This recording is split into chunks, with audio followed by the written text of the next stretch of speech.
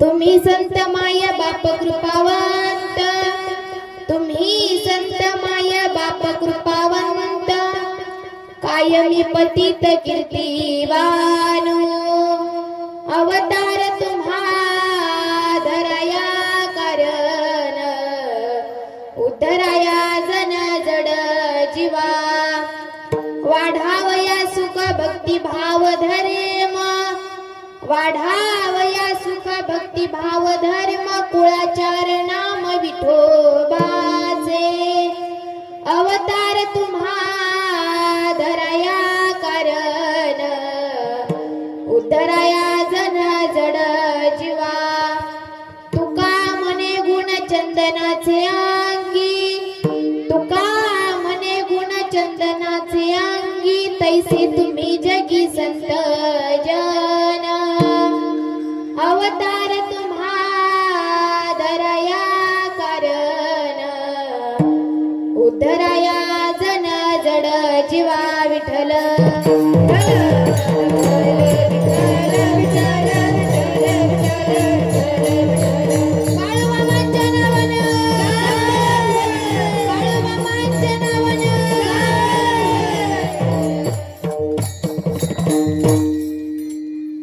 योऽन्त प्रविश मम वाचं इमां प्रसुप्ता, संजीवयत्यखिल शक्तिधर स्वधाम्ना, अन्याश्च चरणास्तगादिं, प्राणानमो भगवते पुरुषाय तुभ्यं, जय जय श्री राधारमण, जय जय नवल किशोर, जय गोपी चित्त चोर प्रभु, जय जय माखन चोर, रायगडी मंदिरी वसे माझा राया, चरणासी अर्पितो अजलमही काया, जगदेश्वरासी जोडली ज्याची जन्म ख्याती, प्रथम वंदितो तुम्हा शिव छत्रपती, महायोग पीठे तटे भीमरथ्यं, वरं पुंडरीकाय दातुं मुनीन्द्रे, समागत्य तिष्ठन्तमानन्दकन्दं, परब्रह्मलिङ्गं भजे पाण्डुरङ्गं, पांडुरंग करू प्रथम नमन, पांडुरंग करू प्रथम नमन, पांडुरंग करू प्रथम नमन, पांडुरंग करू प्रथम नमन.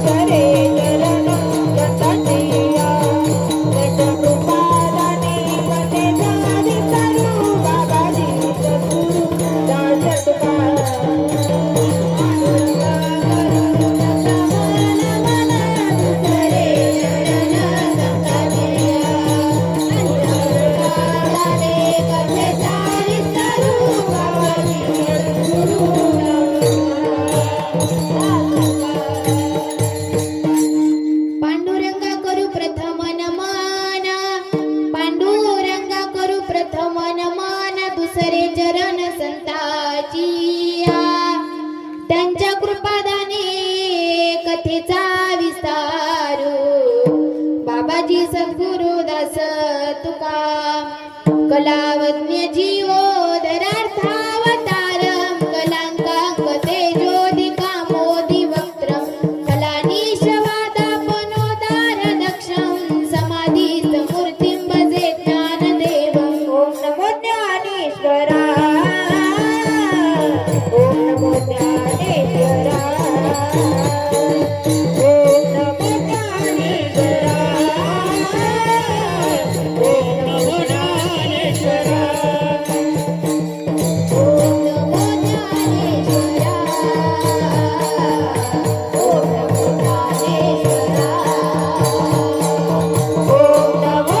नमो ज्ञानेश्वरा ओम नमो ज्ञानेश्वरा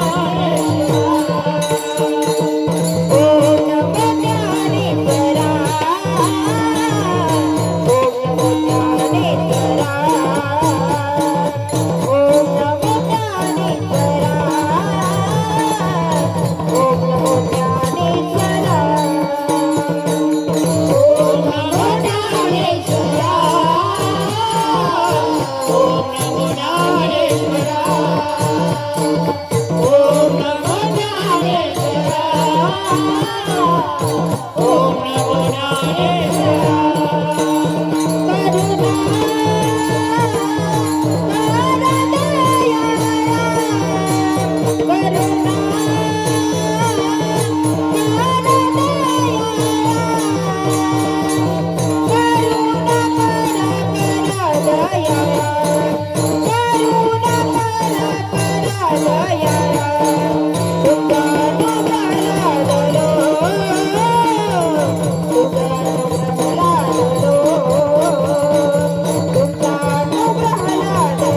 ओम नमो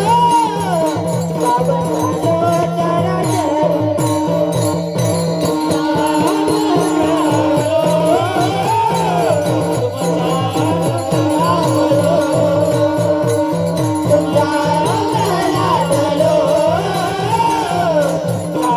ओम नमो ज्ञानेश्वरा ओम नमो ज्ञानेश्वरा करुणा करा दयाळा तुमचा अनुग्रह लादलो पावन झालो चराचरी मस्तक हे पायावरी या वारकरी संतांच्या सेवे लागी सेवक झालो तुमच्या लागलो निज चरणा अहो स्वामी तुकया देवा यावरी न करावा वेर विठ्ठल विठ्ठल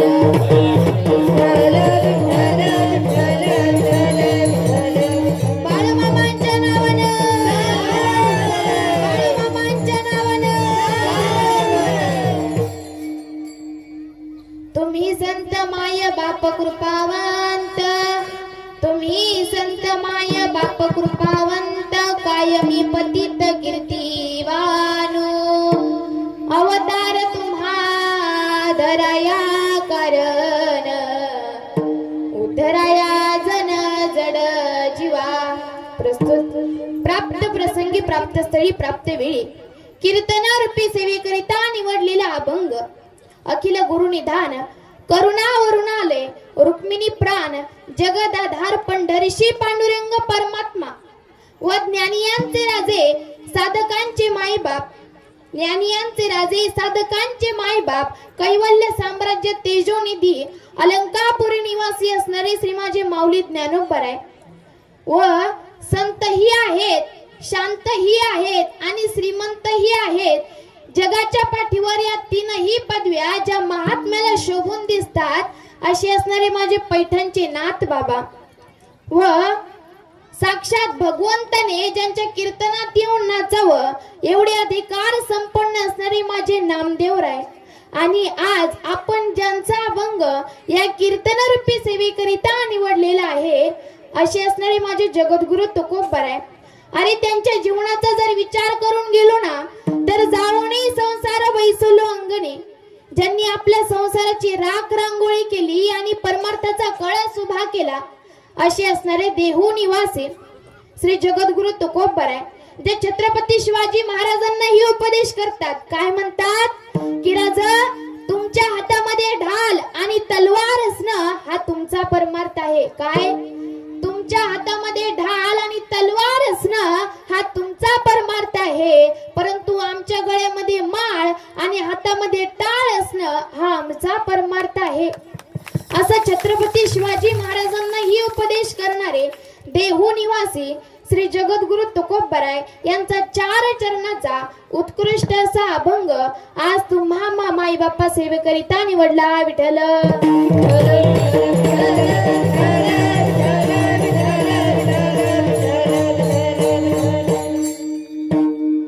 आता जगद्गुरु तुकोबराय या अभंगामध्ये काय म्हणतात जगद्गुरु तुकोबराय म्हणतात की आमचे जे संत महात्मे आहेत ना ते कृपाळू आहेत, दयाळू आहेत, उदार अंतकरणाचे आहेत, माई बापा हो मायाळू आहेत. जसं आमचे आई वडील आमच्यावरती प्रेम करत असतात, कृपा करत असतात, तसंच आमचे संत महात्मे देखील आमच्यावरती प्रेम करत असतात, कृपा करत असतात.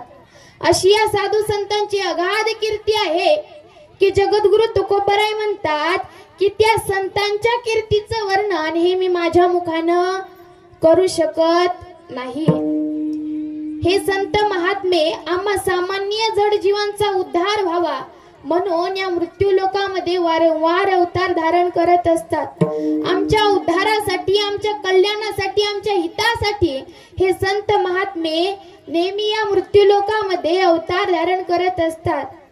या मृत्यू लोकात विठ्ठलाबद्दल प्रेम वाढावं, भक्तिभाव वाढावा, कुळाचार वाढावा, भागवत धर्म चालावा म्हणून हे संत वारंवार या मृत्यू लोकामध्ये अवतार धारण करत असतात. ज्याप्रमाणे चंदन आधी स्वतः झिजत आणि मग जगाला सुगंध देत, त्याप्रमाणे संत महात्मे देखील आधी स्वतः झिजतात आणि मग जगाला सुगंध देत असतात. याचा मतितार्थ असा आहे की ते आपल्या गुण मार्गदर्शनाने या जगाचं कल्याण करत असतात. हा झाला आपल्या अभंगाचा सरळ सरळ भावार्थ. विठ्ठल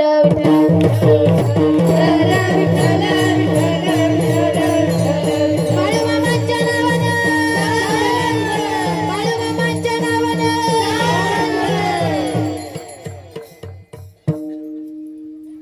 कीर्तन रूपी सेवेकडे वळण्यापूर्वी अल्पसा परिहार द्यायचा. तो म्हणजे असा की आज मला इथे ज्यांच्यामुळे कीर्तन करण्याची संधी प्राप्त झाली, या जगाच्या बापाच्या दरबारामध्ये मला ज्यांच्यामुळे कीर्तन रूपी सेवा करण्याची संधी मिळाली असे असणारे शहाजी देवराव टकले यांचे मी अंतकरणापासून आभार मानते. व तसेच या 1 नंबर पालखीचे कारभारी विठ्ठल काका यांचेही मी अंतकरणापासून आभार मानते की त्यांच्यामुळे मला या जगाच्या बापाच्या दरबारामध्ये कीर्तन सेवा करण्याची संधी प्राप्त झाली.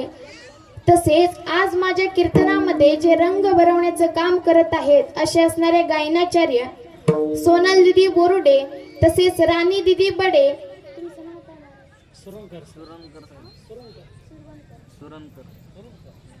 व सुरवणकर महाराज या तिघांचीही मी अंतकरणापासून आभार मानते. व मृदुंगाचार्य राम महाराज ठवरे यांचेही मी अंतकरणापासून आभार मानते. शूटिंगवाले दादा नाना दादा बिटके यांचेही मी अंतकरणापासून आभार मानते.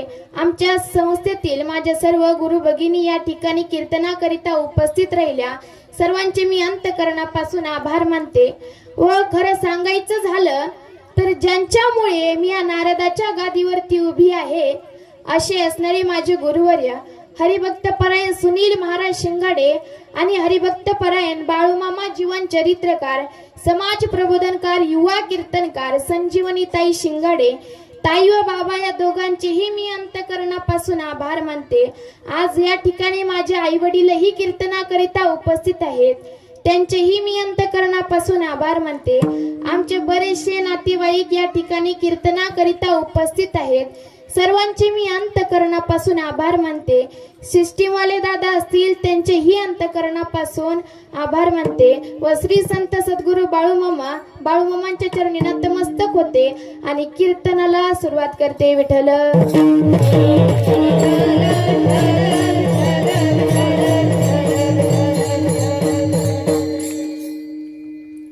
बघा, माझे मामा आहे एवढे कृपाळू आहेत, एवढे दयाळू आहेत, एवढे उदार अंतकरणाचे आहेत की हे आपल्या भक्ताच्या नेहमी पाठीशी उभा असतात. आपला भक्त किती जरी तापट स्वभावाचा असला, किती जरी दुर्जन असला, तरी आमचे संत महात्मे हे त्याला योग्य वाट दाखवत असतात, त्याच्यावरती कृपा करत असतात.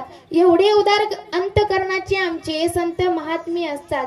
बघा, काही ठिकाणी कसं असतं की काही लोकांना देवाच्या कार्यामध्ये हातभार लावावासा वाटतो, देवाची देणगी देण्याची मनामध्ये इच्छा असते, परंतु आपल्यामध्ये असलेली जी परिस्थिती आहे त्या परिस्थितीमुळे आपण ते काही करू शकत नाही.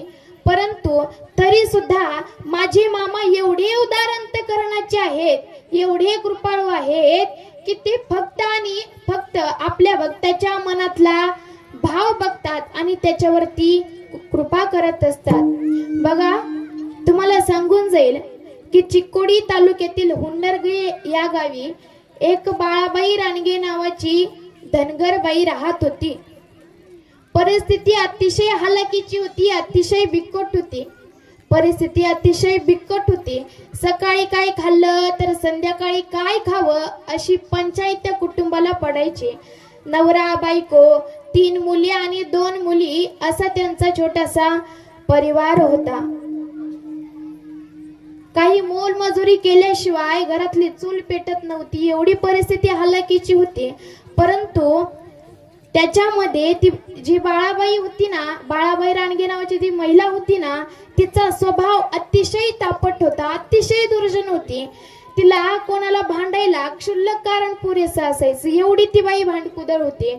म्हणून गावात तिच्या कोणीही नादी लागत नव्हतं, कोणीच तिच्या बरोबर नीट बोलत नव्हतं, चालत नव्हतं, काहीच नाही. तिला कोणीही बोलत नव्हतं, तिच्या नादीच कोणी लागत नव्हतं. आणि त्याच्यामध्ये तिच्या घरावर 18 विश्वदारिद्र्याचा भर पडलेला, म्हणून तर तिला कोणी बोलतच नव्हतं. मग काय झालं, एक दिवस निपाणी जवळच्या आप्पाच्या वाडीमध्ये हालसिद्धनाथाच्या मंदिरासमोरील मंडप बांधण्याची योजना ठरली. मग सगळे पुजारी गावोगावी वर्गणी मागण्यासाठी फिरू लागले. आता सगळ्या गावातून वर्गणी जमा झाली, आसपासच्या सगळ्या गावातून वर्गणी जमा झाली. राहिलं होतं ते म्हणजे फक्त हुन्नरगी गाव. मग गावातली लोक मामांकडे आली आणि मामांना म्हणाले की मामा, सगळ्या गावांमधून वर्गणी जमा झाली, आता राहिलंय ते फक्त एक कोणतं गाव, तर ते म्हणजे हुन्नरगी. मग मामा म्हणाले बरं ठीक आहे, तुमच्या बरोबर मीही येतो वर्गणी मागायला. मग मामा आणि सगळे भक्त मंडळी हे वर्गणी मागण्यासाठी हुन्नरगी गावात गेले. आता तिथलच्या सगळ्या लोकांनी आपल्या ऐपतीनुसार, आपल्या परिस्थितीनुसार वर्गणी दिली. सगळ्यांची वर्गणी जमा झाली. आता राहिलं होतं ते म्हणजे सगळ्या गावातून एकच घर, कोणतं, तर बाळाबाई रानगेचं घर. आता तिच्या घराकडे सगळेजण चालले, परंतु मामांबरोबर जी भक्त मंडळी होते ना, त्यांना त्या बाईचा असणारा तापट स्वभाव हा माहीत होता. म्हणून ते सगळे भक्त मंडळींनी मामांना विनंती केली की मामा, त्या बाळाबाई रानगेचा स्वभाव अतिशय तापट आहे, ती बाई फार भांडकुदळ आहे, तुमच्यासारख्या महापुरुषाला देखील काही वेडवाकडं बोलायला ती मागे पुढे सरायची नाही, आपण तिच्याकडे जायलाच नको. तेव्हा आता मामा कोणाचं ऐकणारे होते, मामा कोणाचं ऐकणारे होते. मामा थेट त्या बाळाबाईच्या घरी गेले आणि त्या बाळाबाईला म्हणाले, का ग बाई, हालसिद्धनाथाच्या मंदिराची तू वर्गणी का म्हणून दिली नाहीस? तेव्हा बाळाबाई म्हणते की मामा, माझ्याकडे वर्गणी मागायलाच कोणी आलं नाही तर मी देणार तरी कशी? काय म्हणते, वर्गणी मागायलाच आलं नाही तरी मी देणार तरी कशी? तेव्हा मामा म्हणतात की बरं असू दे, तुझ्याकडे असतील तेवढे, तुला जेवढे पैसे मला देऊ वाटतात तेवढे देवासाठी दे.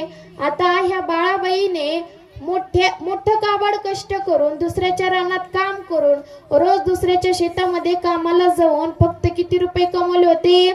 5 रुपये. आता त्या काळातले 5 रुपये म्हणजे आपल्या काळातले 5,000 रुपये, एवढेच पैसे तिनं कमवले होते आणि तिनं ते घरात एका मडक्यात ठेवले होते. मग बाळाबाई घरामध्ये गेली आणि तिनं खरोखरच ते 5 रुपये घेतले, बाहेर आणले आणि मामांच्या हातावर ठेवले. आता मामांना तिची दया आली की अरे, ही बाळाबाई एवढी गरीब असताना तिच्या मनातला भाव बघून मामांना तिची फार दया आली आणि मामांना विचार केला की आपण या बाळाबाईची घरची परिस्थिती ही बदलून टाकलीच पाहिजे.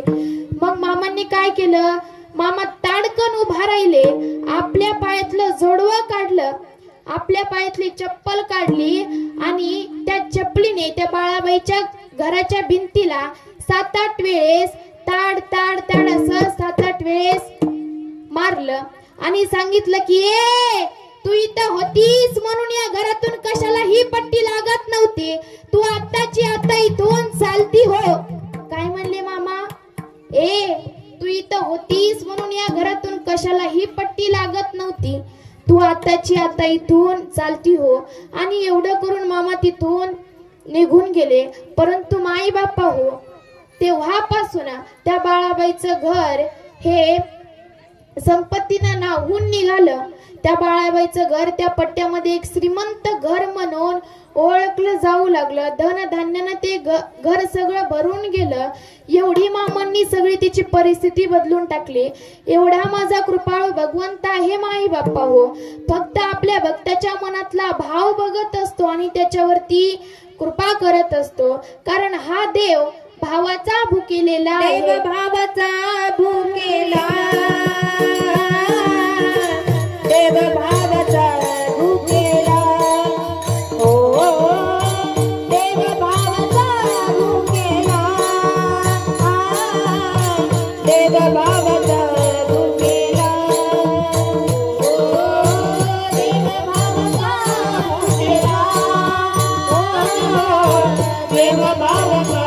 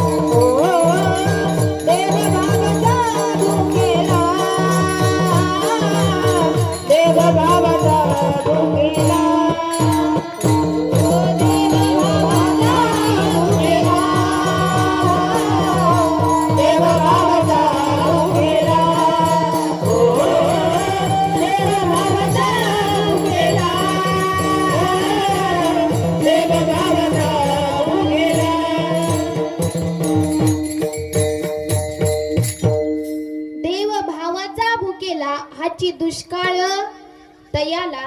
देव फक्त आपल्या भक्ताच्या मनातला भाव बघतो आणि त्याच्यावरती कृपा करत असतो.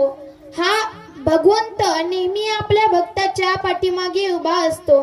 हा त्याच्यावर कोणतंही संकट येऊ देत नाही. माझे मामा एवढे कृपाळू आहेत, एवढे प्रेमळ अंतकरणाचे आहेत की हे आपल्या भक्तावर एकतर संकट कधी येऊ देत नाहीत आणि आलं तर टाळल्याशिवाय राहत नाहीत. संकटात बाळू मामा येतो धावनी, संकटात बाळू मामा येतो धावनी. हाती काठी डोई पेटा घोंगडी घेऊन, हाती काठी डोई पेटा घोंगडी घेऊन, हाती काठी डोई पेटा घोंगडी घेऊन, हाती काठी डोई पेटा घोंगडी घेऊन. संकटात बाळू मामा येतो धावनी, संकटात बाळू मामा येतो धावनी.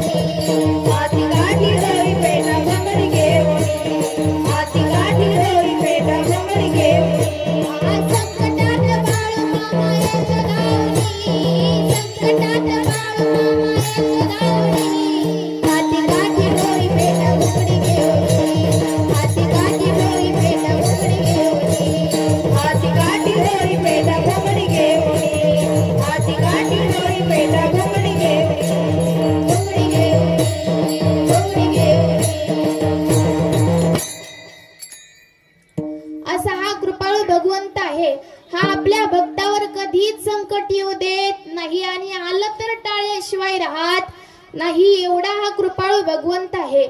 ऐका ना, एकदा काय झालं, 1941 चा साल चालू होता. 1941 चा भंडारा उत्सव चालू होता आणि त्या भंडारा उत्सवामध्ये कीर्तन, भजन, प्रवचन, पोवाडे असे वेगवेगळे कार्यक्रम नेमलेले होते. मग त्या काळी आता प्रख्यात प्रसिद्ध कीर्तनकार एकच होते. ते कोणते? तर हरिभक्त पराई नारायण बुवा गोंधळी हे एक प्रख्यात कीर्तनकार होते. मग मामांनी ठरवलं की यांना आपण आपल्या भंडारा उत्सवामध्ये कीर्तनाला बोलवायचं, कारण हे खूप सुंदर कीर्तन करायचे. त्यांचा आवाज एकदम गोड आणि सुरेल होता. पुढच्या माणसाला कसं समजेल असे एकदम साध्या सोप्या आपल्या भाषेमध्ये ते कीर्तन करायचे. मग मामांची अशी इच्छा होती की नारायण बुवांनी आपल्या सप्ताहामध्ये कीर्तन करावं.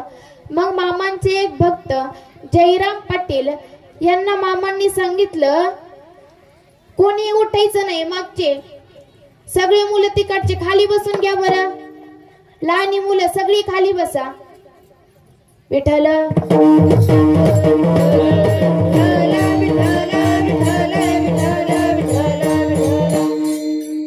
मग मामांचे एक निस्सिम भक्त होते जयराम पाटील म्हणून.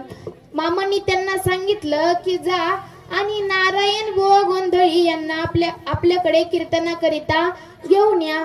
मग जयराम पाटील हे पट्टणकुडीला गेले, परंतु तिथे गेल्याच्या नंतर एक वेगळा भलताच प्रकार झाला होता. काय झालं तर हे जे नारायण बुवा गोंधळी होते त्यांना कोणीतरी दुष्ट मत्सराने काय केलं तर पेयातून नकळत त्यांना शेंदूर पाजला होता.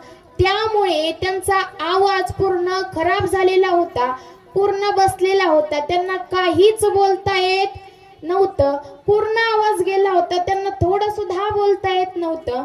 मग जयराम पाटील तिथे आले आणि त्यांना मामांचं आमंत्रण सांगितलं. तेव्हा त्यांना फार वाईट वाटलं. अरे, जगाच्या बापाने आपल्याला त्यांच्या दरबारामध्ये कीर्तन करण्याकरिता बोलवलेलं आहे आणि आपली ही अशी अवस्था, आता कसं करायचं? डोळ्यामधून गळगळ गळगळ अश्रू वाहू लागले. आता काय करायचं? तेव्हा नारायण बुवा जयराम पाटलांना म्हणतात की मी सध्या मेल्यामध्ये जमा आहे, माझी फार बिकट अवस्था झालेली आहे, मला काहीच बोलता येत नव्हते. आणि जेवढं हे बोलले तेवढे एकदम हळू आवाजामध्ये बोलले. तेव्हा जयराम पाटलांना काळजी वाटली, टेन्शन आलं. अरे, आता काय करायचं? मामांनी तर यांना कीर्तन करण्याकरिता बोलवलेलं आहे.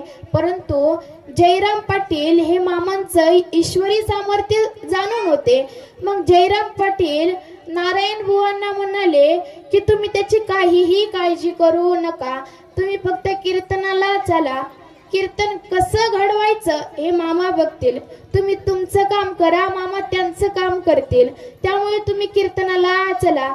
तुम्ही फक्त मामांवरती विश्वास ठेवा, मामा सगळं व्यवस्थित करतील. तेव्हा ते नारायण बुवा म्हणतात की माझी प्रसिद्धी फार आहे, मी सगळ्यांमध्ये हसून खेळून रोज कीर्तन करतो, आता उग थोड्यासाठी कशाला हसू करून घ्यायचं. तेव्हा जयराम पाटील म्हणतात की काहीही करून तुम्ही चलाच, बघा मामा तुम्हाला नीट करणार म्हणजे करणार, तुम्ही फक्त माझ्या सोबत चला. आता त्यांच्या आग्रहामुळे नारायण बुवा त्यांच्या बरोबर गेले पट्टणकुडीला. तिथे भंडारा, जिथे उत्सव चालू होता भंडाऱ्याचा, तिथे ते गेले. आणि तिथे गेल्याच्या नंतर मोठी यात्रा भरलेली होती, मोठा भंडारा उत्सव भरलेला होता आणि खूप माणसं होती, मोठी तुफान गर्दी होती कीर्तनाकरिता. मग गावातल्या लोकांनी कीर्तनाकरिता लगेच पहिली पंचपदी घेतली. सगळे टाळकरी उभा राहिले, मृदुंगावर थाप पडू लागले. सगळे मोठ्या आनंदाने जोशाने कीर्तन ऐकण्यासाठी बसले होते. मामाही कीर्तन श्रवण करण्यासाठी बसले होते. आता नारायण बुवा हे कीर्तनाकरिता उभा राहिले आणि मग नंतर काय झालं, सगळ्यांना बुक्का लावण्यात आला. या नारायण बुवांना एका धनगर काकाने भंडारा लावला आणि तो त्यांच्या कपाळाचा थोडा भंडारा हा त्यांच्या उपरण्यावर पडला. मग त्यांना काय केलं की त्यांच्या उपरण्यावर पडलेला भंडारा त्यांनी असा झटकला आणि ते कोणी बघितलं तर मामांनी बघितलं. तेव्हा मामा उठले. मामांनी त्यांना भंडारा झटकलेला बघितलं आणि मामा उठले आणि जवळच भंडारा भरून ठेवलेली काही टोपली होती, काही पातेली होती. मामांनी ते टोपलं उचललं आणि डायरेक्ट त्यांच्या अंगावर सगळा भंडारा टाकला. सगळं ते टोपलं होतं घातलं आणि आपल्या हाताने ओंजळीने 5 वेळेस त्यांच्या अंगावरती भंडारा टाकला. तेव्हा ते नारायण बुवा विचार करतात की मामांची इच्छा असेल की आपण भंडाऱ्यानं नाहून निघावं, म्हणून ते स्वस्थ उभा राहिले. त्यांनी काहीही केलं नाही. आणि काय सांगता, चमत्कार असा झाला की त्या नारायण बुवांचा आवाज थोडा सुद्धा येत नव्हता, कसलाच येत नव्हता, परंतु आता त्यांचा स्पष्टपणे आवाज सगळ्यांना ऐकू जात होता. एवढा गोड चमत्कार बघून सगळे आश्चर्यचकित झाले. सगळ्यांना नवल वाटलं. आणि तिथून पुढे जे कीर्तन रंगलं, एवढं कीर्तन रंगलं, सगळे असे कीर्तनाला बसले होते. सगळे टक देऊन कीर्तन ऐकत होते. मामाही कीर्तन ऐकत होते. सगळे आनंदाने डुलत होते. मामाही आनंदाने डुलत होते. ते कीर्तन एवढं रंगलं की पहाट झाली, सकाळ झाली, तरी सुद्धा कोणालाही भान राहिलं नाही सकाळ झाल्याचं. कोणालाच भान राहिलं नाही. मुकम करोती वाचालम पंगुम लंग येते गिरीम. कोणालाच सकाळ झाल्याचं भान राहिलं नाही. कोंबडा जेव्हा हरवला, कोंबड्यानं जेव्हा बाग दिली, तेव्हा सगळ्यांना कळलं की अरे पहाट झालेली आहे, सकाळ झालेली आहे. तेव्हा सगळ्यांना असं कळलं आणि मग कीर्तन संपलं. तेव्हा कीर्तन संपल्याच्या नंतर ते नारायण बुवा पळत मामांकडे गेले. त्यांच्या चरणावरती नतमस्तक झाले, त्यांच्या पाया पडले आणि त्यांच्या डोळ्यामधून आनंदाश्रू वाहू लागले. ते नारायण बुवा म्हणतात की मामा, मी अजन्म तुमच्या भंडाऱ्याची सेवा करेल. माझ्या मरणाच्या शेवटापर्यंत मी तुमच्या भंडारा उत्सवाची सेवा करेल. आणि तिथून पुढं अजन्म या नारायण बुवांनी मामांच्या भंडारा उत्सवामध्ये कीर्तन सेवा केली. एवढा माझा कृपाळू भगवंत आहे, याला काहीही सांगण्याची गरज पडत नाही. तो आपोआप आपल्यावरती कृपा करत असतो. एवढा कृपाळू आहे. कृपाळू उदार माझा ज्ञानेश्वर, दया नमस्कार वारंवार. एवढा माझा कृपाळू भगवंत आहे की तो आपोआप आपल्यावरती कृपा करत असतो. की जगद्गुरु तुकोबराय म्हणतात की या संतांची कीर्ती एवढी अगाध आहे की मी माझ्या मुखाने त्यांच्या कीर्तीचं वर्णनच करू शकत नाही, एवढी अगाध आहे. अभंगाचं प्रथम चरण. तुम्ही संत माय बाबा कृपावंत, तुम्ही संत माय बाबा कृपावंत, तुम्ही संत माय बाबा कृपावंत, तुम्ही संत माय बाबा कृपावंत, तुम्ही संत माय बाबा कृपावंत, तुम्ही संत माय बाबा कृपावंत, तुम्ही संत माय बाबा कृपावंत, तुम्ही संत माय बाबा कृपावंत.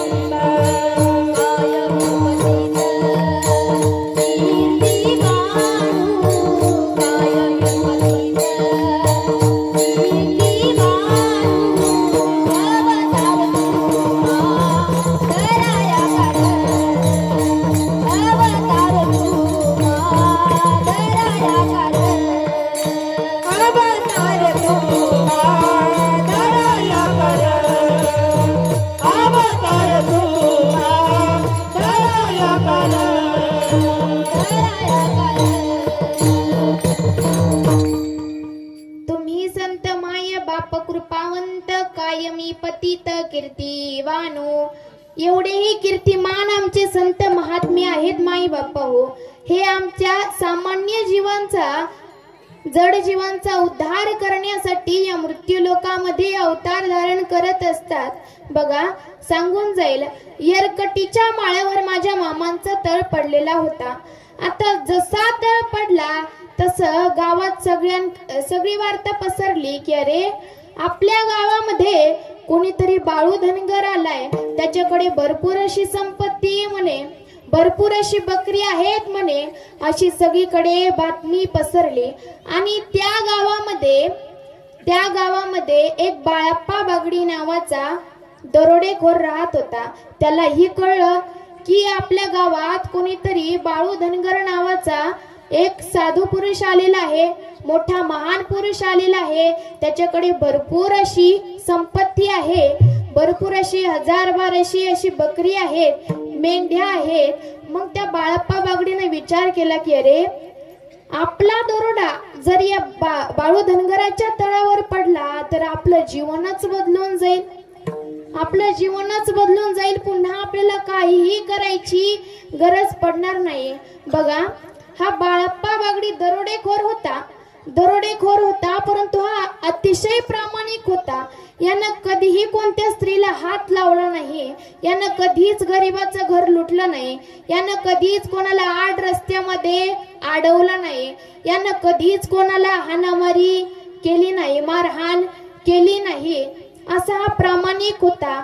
मग त्याने विचार केला की अरे, आपण ह्या बाळू धनगराच्या तळावरती दरोडा टाकायचा, हा मोठी खजिने लुटायचा, सरकारी खजिना लुटायचा, असे मोठे मोठे दरोडे टाकायचा. मग त्यानं असं विचार केला आणि एक दिवस हा मामांच्या तळावरती पाहण्यासाठी आला.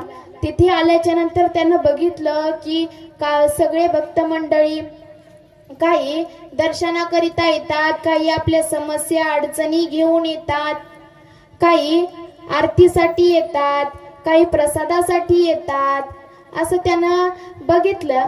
आणि मग त्यानं ठरवलं की आपण या बाळू धनगराच्या तळावरती दरोडा टाकायचाच. त्यानं आपले 21 गडी निवडले आणि दरोड्याचा दिवस हा ठरवला. मग एके दिवशी हे सगळे हा बाळप्पा बागडे 21 जणांना घेऊन मामांच्या तळावरती आला. तिथे आल्याच्या नंतर हे लांब 1 किलोमीटर लांब उभं राहिले, एका झाडाच्या मागे लपून उभं राहिले आणि बघत होते की कवर रात्र होती, कधी रात्र होती, असं सगळे बघत होते. आता 8 वाजले, 9 वाजले, परंतु मामांच्या तळावरची गर्दी ही काही कमी होत नव्हती. एकामागून एक भक्त येतच होता, गर्दी काही कमी होईना. आता 10 वाजले, 11 वाजले, परंतु तरी सुद्धा गर्दी काही कमी होईना. ते सगळेजण तिथेच थांबले. परंतु जेव्हा रात्रीचे 12 वाजले तेव्हा सगळा तळ सामसूम झाला. जे काही मेंढके होते तेही सगळे झोपी गेले. आता तळावर कोणीही नव्हतं. त्या बाळप्पा बागडीनं लांबूनच बघितलं की तळ सगळं सामसूम झालेला आहे. आता आपल्याला दरोडा टाकायला काही हरकत नाही असं त्यानं बघितलं. आणि मग तो त्या 21 जणांना म्हणला की आता पटपट चला, आता तळ सगळं सामसूम झालेला आहे, आता पटपट चला, आपण दरोडा टाकूया. त्यांनी तिथेच बसून सगळी आखणी केली होती. याने इथे जायचं, त्याने तिथे जायचं, याने इकडून तिकडून इथं यायचं, याने इथून तिथं जायचं, सगळी दरोड्याची आखणी करून घेतली होती. सगळ्या तयारीत ते चालत होते. आता चालता चालता 12:30 वाजले, परंतु मामांचा तळ हा काही येतच नव्हता. मामांचा तळ येईना. म्हणून तो बाळप्पा बागडी त्या 21 जणांना ओरडला की अरे, जरा पटपट पावलं टाका, लवकर चला, अजून आपल्याला दरोडा टाकायचा आहे, फास्ट चला. आता बघता बघता रात्रीचे 2 वाजले, तरी सुद्धा मामांचा तळ काही येईना. हा बाळप्पा बागडी त्यांना म्हणतो की अरे, डोळ्यासमोर दिसणारा तळ इथून फक्त 1 किलोमीटर अंतर आहे, डोळ्यासमोर दिसणारा तळ कसं काय येईना, जरा पाय उचला की झपाझपा चला, असं त्यांना ओरडू लागला. बाळप्पा बागडी त्या 21 जणांना ओरडू लागला की लवकर चला, परंतु तळ तरी सुद्धा सुद्धा काही येत नव्हता. बघता बघता आता रात्रीचे 3 वाजले होते, तरीही तळ येईना. तेव्हा त्या बाळाप्पा बागडीने विचार केला की अरे, ज्या अर्थी या बाळू धनगराकडे एवढे भक्त मंडळी येतात, कोणी दर्शनाकरिता येतं, कोणी आपल्या समस्या घेऊन येतं, त्या अर्थी या बाळू धनगराकडे नक्कीच काहीतरी चेटूक असणार, नक्कीच काहीतरी जादू असणार. अरे, डोळ्यासमोर दिसणारा तळ येणं म्हणजे काय जोक काय का? तेव्हा रात्रीचे 3 वाजलेले होते. मग तो बाळाप्पा बागडी म्हणतो की आता आपण चालायचं नाही, चालून काय तळ येईना, मग आता आपण काय करायचं?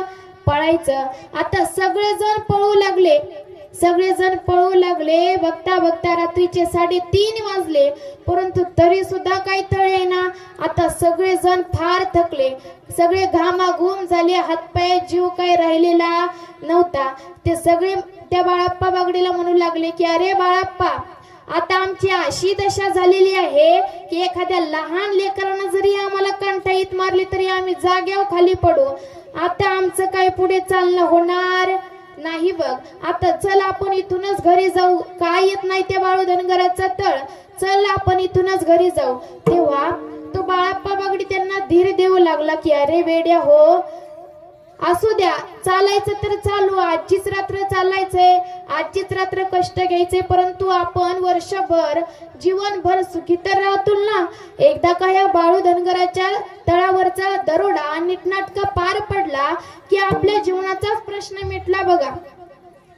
मग त्याच्यातला एक जण म्हणतो की हो, या बाळू धनगराच्या तळावरचा दरोडा जर नीटनाटका पडला तर मी काय करल की त्या पैशातून मला राहायला घर नाही, मी एक मोठं घर बांधन, मोठा बंगला बांधन. दुसरा म्हणतो की मला राहायला घर आहे, परंतु मी माझ्या घरावर सोन्याची कौल टाकेल. आणि या बाळाप्पा बागडी म्हणतो की या बाळू धनगराच्या तळावरचा दरोडा जर व्यवस्थित पार पडला तर मी माझ्या कारभारींना फार मोठे सोन्याचे दागिने करेल. आता सगळ्यांना धीर आला. आता सगळेजण पळू लागले, चालू लागले. बघता बघता घड्याळात 4 वाजले, परंतु तरी सुद्धा मामांचा तळ काय येत नव्हता. ते आता बाळाप्पा बागडीच्या चांगलं लक्षात आलं की खरंच हे मामा म्हणजे काही साधे सुधे नाहीत. मग आता हे सगळे त्याच्या बरोबर आलेले सगळे माणसं म्हणू लागले की चल बाळाप्पा, आपलं घरी जाऊन चांगलं झोपू तरी, लवकर आता घरी चल. आता बाळू धनगराचा तळ काय येत नाही, आपलं घरी चल. तेव्हा आता बाळाप्पा बागडी हा हुशार होता. बाळाप्पा बागडी म्हणतो की अरे असू द्या, आपण इथेच थांबू आणि सकाळ व्हायची वाट पाहू. मग ते तिथेच बसले, जाग्यावर तिथेच बसले आणि सकाळ व्हायची वाट बघितली. मग सकाळचे 6 वाजले आणि हे सगळेजण मामांच्या तळावर आले. मामांच्या तळावर आले तेव्हा मामा एका बाजावर बसले होते. आपल्या हातामध्ये काठी होती आणि काहीतरी खाली गोल रिंगण आखत होते. मग हे तळावर आल्याच्या नंतर मामा त्या बाळाप्पा बागडीला म्हणतात का रे बागड्या, इकडे. आता या बाळाप्पा बागडीला काही कळना की अरे, मामांना माझं नाव कसं काय माहिती, मामांना माझं नाव कसं काय कळलं, त्याला काहीच कळना. तेव्हा तो बाळाप्पा बागडी मामांजवळ जातो आणि म्हणतो की होय मामा, आलो. मग तो बाळाप्पा बागडी मामांजवळ जातो तेव्हा मामा त्याला म्हणतात की अरे बाळाप्पा बागडी, तू आज रातच्याला माझ्या तळावरती दरोडा टाकायला आलतस ना? अरे, दरोडा टाकून तुझं काय भलं होणार आहे? अरे लेका, आज जर माझ्या तळावरती दरोडा पडला असता तर या जगाला मी बाळू धनगर काय नाव सांगितलं असतं रे? अरे असं करू नये. एखाद्या दुसऱ्या लेकराच्या तोंडातला घास तू ओढून काढतोस. अरे एवढं तू पाप कुठे फेडणार आहेस? एवढं पाप तू कुठे फेडणार आहेस? अरे कोणासाठी करता? कोणासाठी घर बांधता? कोणासाठी घरावर सोन्याची कौल टाकता? कोणासाठी दागदागिने घेता? त्यांना जाऊन विचारा की तुम्ही आमच्या पापामध्ये सामील होणार आहात की नाही आहात का? जाऊन विचारा. तेव्हा या बाळाप्पा बागडीला त्याची चूक कळाली. हा बाळाप्पा बागडी पळतच मामांजवळ गेला आणि मामांच्या चरणावर नतमस्तक झाला आणि म्हणाला की मामा, माझं चुकलं, मामा मला माफ करा. तेव्हा मामा म्हणतात की मी तुला माफ केलं, परंतु अरे लेका, असं करायचं नसतं. दुसऱ्याच्या लेकराच्या तोंडातला घास तोडून काढतोस, असं कधीही करायचं नसतं. तेव्हा मामाने त्याला माफ केलं आणि मामा म्हणतात की हे बघ बाळप्पा बागडे, आता तू माझ्या तळावर राहा. काय म्हणतात, तू माझ्या तळावर राहा, तुझा उद्धार होईल. आणि मामांनी त्याला हातामध्ये काठी दिली आणि तो मामांच्या बकऱ्यांची सेवा करू लागला. भंडारा ललाटी हाती घोंगड काठी, भंडारा ललाटी हाती घोंगड काठी, राखतो मेंढर बाळू मामाच्यासाठी, राखतो मेंढर बाळू मामाच्यासाठी, राखतो मेंढर बाळू मामाच्यासाठी, राखतो मेंढर बाळू मामाच्यासाठी, मेंढर बाळू मामाच्यासाठी, राखतो मेंढर बाळू मामाच्यासाठी, राखतो मेंढर बाळू मामाच्यासाठी, राखतो मेंढर बाळू मामाच्यासाठी. भाग्यवान देह तुला माणसाचं मिळालं, रेशीम धागा बाळू मामाशी जुळाला, रेशीम धागा बाळू मामाशी जुळाला.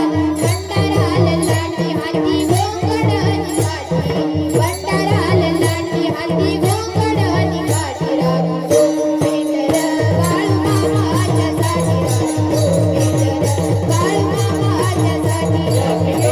मेंढर बाळू मामाच्यासाठी, राखतो मेंढर बाळू मामाच्यासाठी, राखतो मेंढर बाळू मामाच्यासाठी, राखतो मेंढर बाळू मामाच्यासाठी, राखतो मेंढर बाळू मामाच्यासाठी, राखतो मेंढर बाळू मामाच्यासाठी, राखतो मेंढर बाळू मामाच्यासाठी. बाळू मामाच्या नावानं, बाळू मामाच्या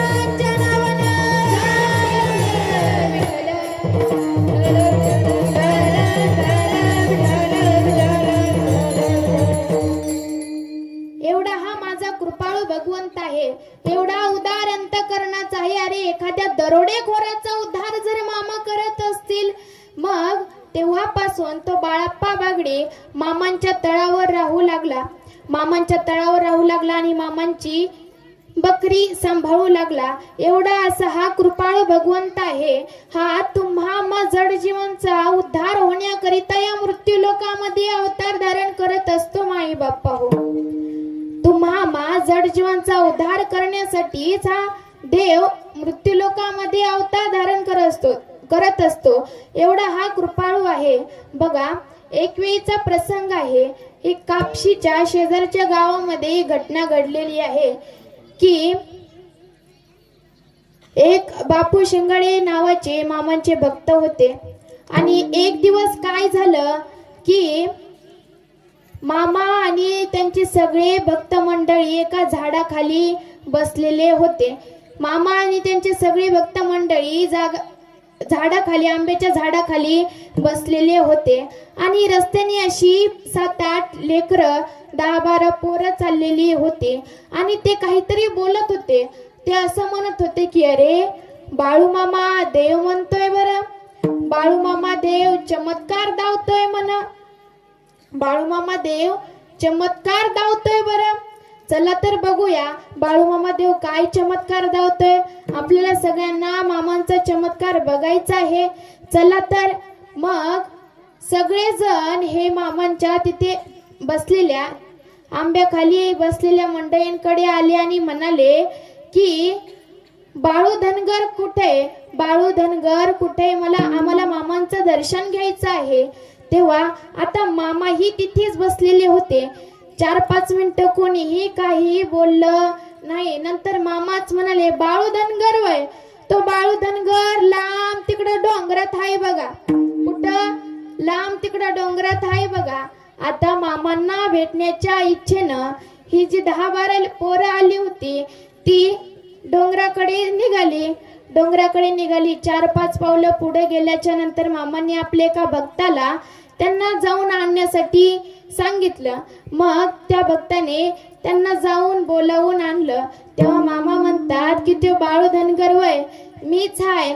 तुम्हाला चमत्कार बघायचा आहे तर धावतो. ऐका, तुम्हाला चमत्कार बघायचा आहे ना, तर तुम्ही तुमच्या कंबरा ह्या घट्ट बांधा. काय म्हणाले?